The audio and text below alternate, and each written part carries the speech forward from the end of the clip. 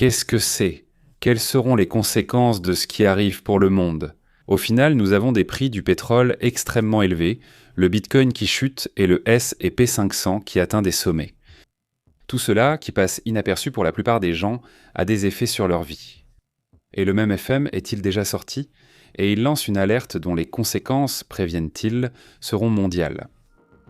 Plusieurs réactions dont je veux vous parler aujourd'hui et j'aimerais vraiment que vous nous accompagniez lors de cette émission. Si ce n'est pas en direct, ce sera en différé, comme vous voulez. Je te demande de nous laisser un commentaire et de nous donner ton avis. Quelles conséquences ressens-tu actuellement à cause du pétrole? As-tu remarqué un changement au supermarché? Beaucoup nous ont signalé des changements lors des courses. Il y a une inflation qui se fait déjà sentir à cause de la hausse du prix du pétrole, qui parfois, c'est aussi un peu. Est-ce une ruse ou pas? C'est-à-dire, tout à coup, certaines entreprises commencent à augmenter les coûts, alors qu'en réalité, elles n'ont pas encore ressenti l'effet. Un énorme salut, José Zaraté. Si j'ai raté l'autre direct, c'est que j'étais occupé ici à la maison. Merci José de nous accompagner. Je ne sais pas si tu as Telegram ou reçois les notifications, mais ils les ont reçues sur Telegram et WhatsApp. Nous essayons de commencer un peu plus tôt que d'habitude, parce qu'il y a plusieurs diffusions par jour, n'est-ce pas? Bon, tu sais déjà comment fonctionne la dynamique, c'est la nôtre. Ouf, je ne sais même plus combien de diffusions on a faites aujourd'hui. Celle-ci, c'est la 5e, non la 6e. 2345. C'est la 6e diffusion de la journée. Aujourd'hui était aussi un jour spécial avec beaucoup d'informations, certains jours sont plus calmes. Hier, on a tout regroupé en 2 heures, car la diffusion était rapprochée sur un sujet assez similaire. Cette fois-ci, comme vous pouvez le constater, c'est très varié, donc il vaut mieux qu'on le fasse séparément, non? Quand vous vous abonnez, cliquez sur la petite cloche puis sur Toutes afin de recevoir la notification. On met à jour en temps réel selon l'évolution des événements. Parfois, à peine fini, un autre direct commence. Estrie et Trilo, on travaille en équipe en suivant l'évolution des infos. Parfois, il y a d'autres choses qu'on attend déjà, on sait que ça va arriver, qu'ils vont annoncer ceci ou cela, donc on est déjà en train de le préparer, disons avant que ça n'arrive, et quand ça arrive, on en parle tout de suite. Le FMI affirme ce qui suit, voyons. Si le brut continue de monter et se maintient encore un peu, 1 ou 2 mois de plus, d'accord? Au plus tard jusqu'en août. Avec cela, il suffit pour que les faits se produisent. Ce n'est pas seulement le FMI qui le rapporte, mais aussi Bloomberg et de nombreux analystes dans divers médias financiers. N'est-ce pas? Les faits dont il parle, ce ne serait pas une récession des États-Unis, du Mexique ou de l'Argentine, mais une récession mondiale. Nous parlons d'une récession mondiale. Que se passe-t-il après les récessions? Avant une récession, il y a souvent des conflits légers, puis survient la grande récession. Comment se déroulent généralement les récessions? D'abord, des conflits légers apparaissent. Lors d'une récession mondiale, de grandes guerres ont souvent précédé. Espérons que cela n'annonce pas un problème plus grave à l'avenir et qu'ils analysent pourquoi rien ne s'est produit, car certains pensent même que cette crise en causera une. Si dicen que esta crisis energética, ¿sí? Pourquoi celle-ci n'a-t-elle pas le même effet que celle des années 70? N'est-ce pas? Oui, ils l'ont remarqué. Ils se sont rendus compte que, même lors de la crise de 2008, beaucoup de gens ne se sont même pas rendus compte qu'il y avait une crise. Pourquoi? Ils se sont rendus compte que, même en pleine pandémie, avec la paralysie mondiale de nombreux secteurs, ils se sont rendus compte que le monde a continué de tourner, a continué d'avancer, et que la crise ne s'est pas fait sentir de manière aussi dure pour beaucoup de gens, pour des millions de personnes. Ce n'était pas facile, mais moins dur que d'autres crises des années 50 d'autres époques, n'est-ce pas? Pourquoi? Pourquoi cela s'est-il produit? Eh bien, il y a plusieurs facteurs, mais l'un des facteurs, c'est parce que les activités des gens se sont diversifiées. C'est-à-dire qu'aujourd'hui, les activités de beaucoup de gens et les économies elles-mêmes sont très diversifiées. Donc tu n'as plus seulement une seule façon de générer des ressources, mais tu as des centaines ou des milliers de façons de générer des ressources. Les économies actuelles sont bien plus résistantes aux crises, et cela à l'échelle mondiale. Certains pays le sont moins et n'ont évidemment pas fait leur devoir, mais de façon générale, même les pays en développement le sont davantage. Comme nous l'avons vu au cours des 6 dernières années, n'est-ce pas? Quand toute la pandémie est arrivée et tout ça, comment l'avons-nous vécu? Regardez, de 2017 à 2022. Pour dire ça fait presque 9 ans maintenant. Il y a des changements et des changements dans les infrastructures, il y a des changements dans ceci ou cela, les pays continuent d'évoluer comme ils le souhaitent, mais ils continuent d'avancer. Donc maintenant, les crises ne sont plus là, à l'exception du Venezuela et d'autres pays où, malheureusement, les choses allaient déjà mal et tout est devenu encore pire. N'est-ce pas? Mais disons que les crises sont un peu différentes. Malgré tout, l'avertissement reste complexe, n'est-ce pas? Alors je veux qu'on l'analyse ensemble et qu'on essaie de voir vers où tout ce problème se dirige et de voir quels sont ces signes que nous observons déjà en ce moment. N'est-ce pas? Je veux dire, au départ, peut-être que la crise en ce moment est un peu différente. On a ressenti que oui, il y a la crise, et peut-être que la tomate c'est plus cher, mais par exemple, hier littéralement, nous sommes allés au supermarché, et elle était de nouveau à 31 pesos le kilo, n'est-ce pas? C'est ça. C'est exactement le même prix qu'il y a quelques mois avant que la guerre ne commence, n'est-ce pas? C'est-à-dire, à un moment donné, c'était un peu moins cher, mais bon, ça reste à peu près dans la même fourchette. Alors, où est-ce que je veux en venir? Eh bien oui, il y a eu une hausse, mais en même temps, on dirait que c'est un peu revenu à la normale, comme si les choses s'étaient ajustées, non? Surtout pour ce qui est des produits de base, les choses se sont plus ou moins ajustées. L'essence reste un peu plus chère, mais à part ça, les signaux d'alarme commencent à s'allumer pour un avenir proche. Le Fonds monétaire international avertit que la hausse des prix du pétrole et de ses dérivés, comme les engrais, les plastiques, c'est-à-dire beaucoup de choses comme les carburants, en fait tout ce qui est utilisé pour le transport, non? Ils assurent que tous les dérivés et l'essence et le pétrole en général génèrent déjà une pression inflationniste au niveau mondial. Selon la porte-parole du FMI, Julia Cossack, elle affirme que les marchés ont déjà commencé à refléter cet effet dès maintenant, mais que l'essentiel commencera à se voir plus tard. L'interruption de l'acheminement du pétrole brut à travers le détroit d'Ormuz a été le principal déclencheur. Depuis le début du conflit, du 28 février à aujourd'hui, on a enregistré, attention à cela, une hausse d'environ 35% du prix du pétrole au cours du mois de mars. Après négociation, il y a eu un léger ajustement, mais le prix est resté élevé. Eh bien, il est resté assez élevé, non? Écoute, je voudrais faire un petit calcul parce qu'il me semble qu'il n'est pas bien fait, il me semble que le calcul n'est pas correct. Laisse-moi voir si tu as raison. Celle du FMI ou pas, allons à la date exacte du Ving, celle qu'il a dite, le 28. Le 20 où tu vas au jour où la guerre a commencé, n'est-ce pas? Voilà, regarde, c'est le saut, puis, voyons, jusque-là, tout en haut. Allons au prix actuel, pas au prix qu'il a atteint, d'accord? Pour ne pas être. Exagéré, disons, non? Voici le prix, et le prix est ici en ce moment. Eh bien, tu as raison, regarde, voilà, laisse-moi le mettre à l'écran, c'est 30%. Maintenant, tout le reste, ce qui est au-dessus, eh bien non, ce prix-là n'existe plus. Donc ça a augmenté de 30%, quoi qu'il en soit. C'est énorme, cette augmentation est vraiment importante, parce que ça a un effet domino. C'est très long, n'est-ce pas? Alors? Eh bien là, nous le voyons, n'est-ce pas? C'est 30%, ça a été bien plus élevé. Vous pouvez voir le graphique, mais nous n'allons pas nous concentrer sur ce qui n'est plus. Nous sommes concentrés sur ce qui est maintenant, n'est-ce pas? 1,30. Ça me donne environ 35% bon, plus ou moins. Même si par la suite, avec les négociations entre Washington et l'Iran, ça s'est un peu baissé. C'est pour ça que c'est passé de 35 à 30, n'est-ce pas? Et là, ça se maintient actuellement à 30. Aujourd'hui, c'est vendredi et ça se sent. Le truc, c'est que comme c'est vendredi, vous savez que les derniers vendredis, sauf le précédent, chaque vendredi, il y a des tensions très fortes entre l'Iran et les États-Unis pour voir si l'un fait baisser le pétrole et l'autre le fait monter. Donc d'ici 16 heures de New York, il peut se passer des choses, n'est-ce pas? Nous l'avons déjà vu à d'autres moments. Il ne reste plus beaucoup de temps. En fait, quelle heure est-il exactement? Là-bas, bon, non, attends, à New York. Peut-être qu'il est déjà l'heure. New York, non, il est 15h20, donc il ne reste vraiment plus rien. Donc il reste quoi, 40 minutes, et les marchés vont fermer, ils vont fermer. Je pense que c'est ça, non? À moins qu'il se passe quelque chose d'exceptionnel, ils vont fermer dans environ 95 heures, qu'on n'oublie pas ce chiffre. Dans 95 heures, le soir ou l'après-midi. Si quelque chose arrive, on regardera le prix, il bougera sûrement un peu, mais je pense qu'il fermera à peu près ainsi, non ?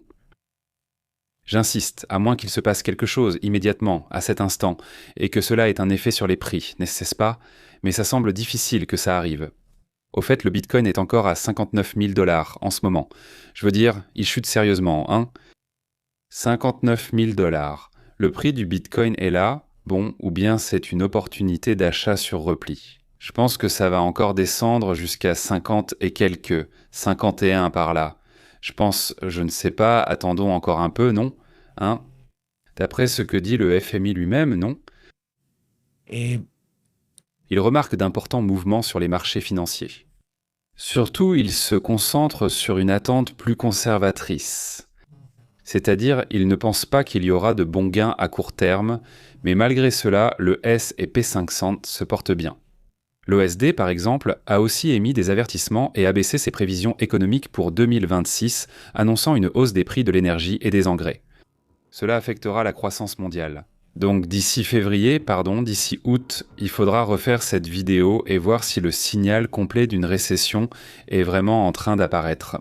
Si le prix reste élevé, 90, 100 $, alors probablement en août nous dirons « Écoutez, il est possible qu'en 2026, une récession commence, en 2027. » Peut-être même que la fin de l'année sera assez solide, non ? Ou au contraire, peut-être que les choses se sont déjà calmées, se sont apaisées. Il ne faut pas oublier le facteur Venezuela, qui apportera plus de pétrole, même si ce n'est pas le même type. Cela aidera tout de même un peu. Et la possibilité donc que le détroit d'Ormuz soit rouvert et que tout revienne exactement à la même normalité. Et même que le prix du pétrole baisse encore plus. Passons à un autre sujet important. Regardez.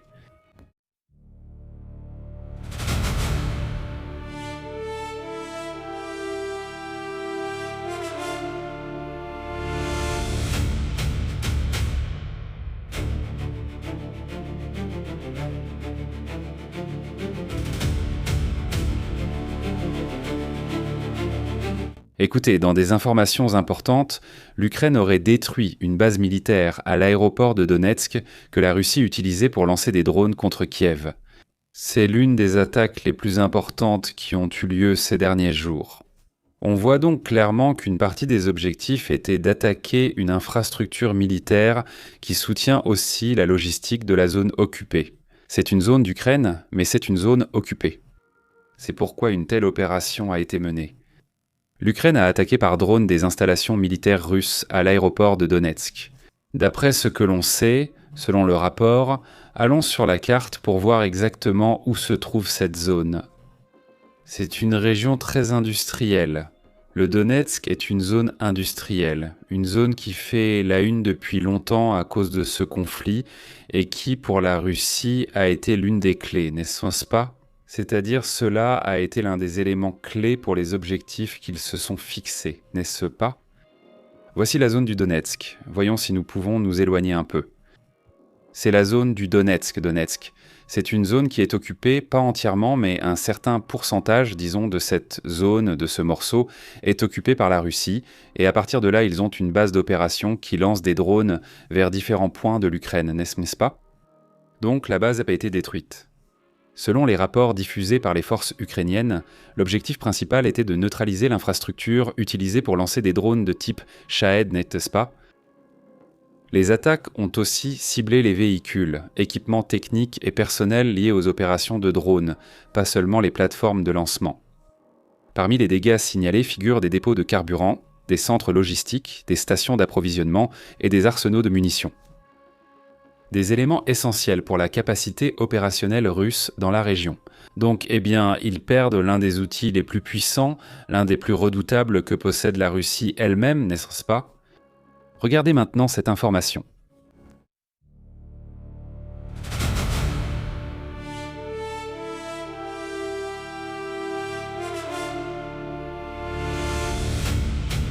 Écoutez, soyez attentifs à cette information. En pleine invasion de l'Ukraine et avec toutes les dépenses qu'implique une guerre pendant 4 ans, il est surprenant que la Russie ait reconnu avoir un énorme déficit budgétaire, enorme. beaucoup plus important que prévu. bien plus grand que ce qu'ils avaient eux-mêmes détaillé. N'est-ce pas? C'est le gouvernement russe lui-même qui l'annonce, n'est-ce pas? Ce qui attire l'attention. En ce sens, c'est le message qu'ils envoient. Le même ministre des Finances de Russie, celui que nous voyons à l'écran, Anton Siluanov, n'est-ce pas? Ou Siluanov? Anton Siluanov, d'après ce qui est rapporté. Le déficit est donc pire que prévu. Maintenant, le gouvernement russe reconnaît officiellement que le déficit est plus important que ce qui avait été projeté. Le ministre des Finances admet, lors du Forum économique international de Saint-Pétersbourg, la ville portuaire historique de la mer Baltique, que les prévisions devront être corrigées et qu'ils devront et espèrent pouvoir s'améliorer. Mais le budget approuvé prévoit un déficit équivalent à 1,6% du produit intérieur brut, près de 52 milliards de dollars de déficit. Autrement dit, il leur manque cet argent et ils ne savent pas où ils vont le trouver. Cependant, ils assurent que ce trou fiscal était encore plus grand et qu'ils pensent qu'il pourrait même s'étendre un peu plus. Moscou affirme qu'il pourrait combler le manque à gagner grâce à des réserves budgétaires ou qu'il existe des réserves qui pourraient être utilisées pour essayer de combler ce trou. Le principal sujet est la guerre, c'est-à-dire qu'il y a un trou budgétaire, cet argent leur manque. C'est comme si tout à coup on se demandait « Bon, combien vais-je dépenser cette année ?» Et tu te rends compte que ce que tu gagnes à ton travail, eh bien non, ce n'est même pas suffisant pour couvrir toutes les dépenses que j'ai pour ce qui est nécessaire, ce qui est basique, n'est-ce pas? Nourriture, santé, peu importe, ça ne suffit pas. Tu te demandes comment combler ce manque? Non, en dépensant plus. Comment? Non, évidemment. C'est ce que fait la Russie, elle dépense plus. Elle agrandit le trou et en gros, c'est ce qu'elle est en train de dire. Je pense que cela implique qu'il pourrait le renvoyer, parce que non, normalement ce genre de choses n'est pas accepté. Je veux dire, dans un pays plus ou moins normal, oui, mais le responsable des finances doit dire ce qui se passe et il faut faire quelque chose. Mais de nos jours, et surtout en Russie, ce genre de perturbation n'est pas accepté, n'est-ce pas? Tu ne peux pas dire quelque chose qui va à l'encontre de ce que le patron a dit, tout simplement. Sinon, il faut s'attendre aux conséquences, parce que sinon, tu es viré. Maintenant, passons aux autres sujets importants. Eh bien.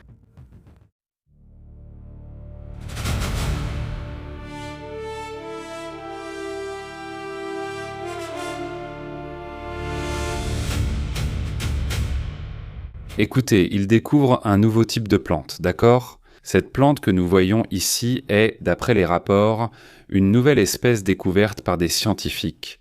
Cela se passe d'ailleurs dans le nord du Pérou, n'est-ce pas? C'est celle-ci, c'est quelque chose qui a été découvert dans le nord du Pérou. Passons aux détails de cette découverte, qui d'ailleurs a été publiée par l'UNAM elle-même, d'accord?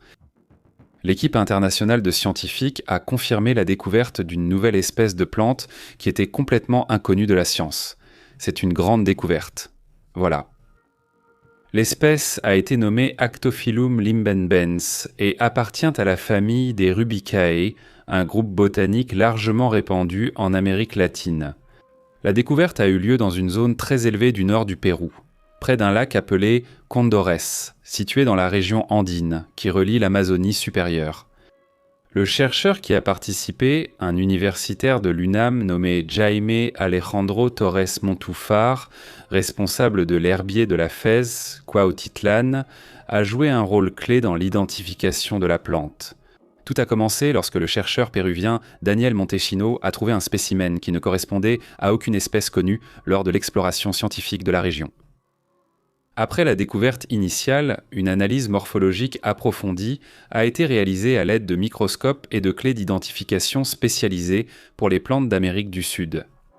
Les chercheurs ont déterminé que les caractéristiques observées ne correspondaient à aucune espèce précédemment enregistrée dans les bases de données botaniques internationales. Donc, eh bien, c'est intéressant, une collaboration dans ce cas péruvienne-mexicaine, n'est-ce pas? Et les experts affirment que cette plante représenterait ce qu'ils appellent un cas de micro-endémisme, ce qui signifie qu'elle n'existe que dans une aire géographique extrêmement réduite. C'est-à-dire c'est une plante qui n'est pas seulement de cette zone et puis c'est tout. Enfin, quand on parle d'une zone, on pense à quelque chose de local, comme un animal endémique, non. Ou une plante endémique, elle vient de la région, mais ici on ne la trouve que sur une toute petite zone. C'est vraiment impressionnant. dans lequel il affirme que grâce aux pollinisateurs parcourant de courtes distances, les populations de ces plantes ont pu rester vivantes pendant de longues périodes. Elles ont survécu dans la zone grâce à de petits pollinisateurs qui y pollinisent la plante et ont ainsi permis sa survie, n'est-ce pas? Et donc il montre cette image, n'est-ce pas? Voici la petite plante, et bien maintenant, ce serait tout simplement intéressant d'étudier ses propriétés et tout ça, n'est-ce pas? Ce sera super important de la comprendre. La recherche en a été menée par des spécialistes du Mexique, du Pérou, mais il y a aussi eu la participation de l'Allemagne et des États-Unis, montrant que, comme ils le disent, la coopération entre pays dans les domaines scientifiques est vitale, c'est important. D'ailleurs, comme tous les résultats scientifiques sérieux, cela est publié dans des revues scientifiques sérieuses, n'est-ce pas? Elle est publiée dans la revue sérieuse Plants, Ecology and Evolution, où l'enregistrement officiel de cette nouvelle espèce a déjà été fait, n'est-ce pas? Donc, eh bien, excellente nouvelle aujourd'hui. Passons à d'autres sujets, voyons voir.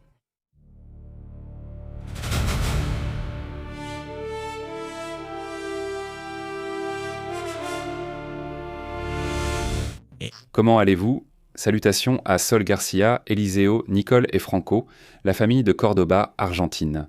Franco et Nicole, super. Salutations en Argentine. Comment allez-vous là-bas? C'est déjà l'hiver, ou presque? C'est presque l'hiver là-bas. Il fera donc un peu frais, non? Je suppose. Vincent, comment vas-tu? Salut. Il dit que c'est complexe parce que le temps de reconstruction sera de 5 ans. Il dit, voyons voir plus haut. Qu'est-ce qu'il dit? Il dit, voyons, c'est ici. Salutations de Fuerte. Selon lui, la situation est tendue en Europe. Ils n'apprennent rien tous les 70 ans. Ils sont en conflit. Espérons que les Amériques ne se révoltent pas et que nous rentrions chez nous. Salutations, Vicente Vincent, comment vas-tu? Ton commentaire est énorme. Salutations, merci. Le papa de Nova, comment vas-tu? Rochi, salut à toi aussi. Toute la communauté de Californie, Floride, Texas, Ville de Mexico, Puebla, Pérou, Argentine, Colombie, Espagne. Oui, je remercie tous ceux qui nous regardent depuis différents pays, Porto Rico d'ailleurs. Merci beaucoup. Le Costa Rica aussi, non? Oui, c'est vrai. Salutations à la communauté de Leonardo. Il dit à papa, c'est ça, super. Comment vas-tu, Leonardo? Comment ça va là-bas? Un coucou à Esperam. Comment s'appelle ta petite chienne? J'ai oublié le nom de ton chien. Passe-lui le bonjour, s'il te plaît. À ton petit chien aussi. Il dit salutations. D'accord. Excellent. Sol Élysée, j'attends le fils. À ceux qui nous regardent en différé, écoutez, donnez-nous un coup de main en partageant, en mettant un like. Vous savez déjà comment? Eh bien, comment nous soutenir, n'est-ce pas? Et pendant la journée, eh bien, nous mettons en ligne quelques résumés. Nous publions aussi quelques émissions de ce qui se passe dans le monde. Nous continuons à mettre à jour. Merci beaucoup de partager, de nous accompagner. On se voit plus tard. À bientôt.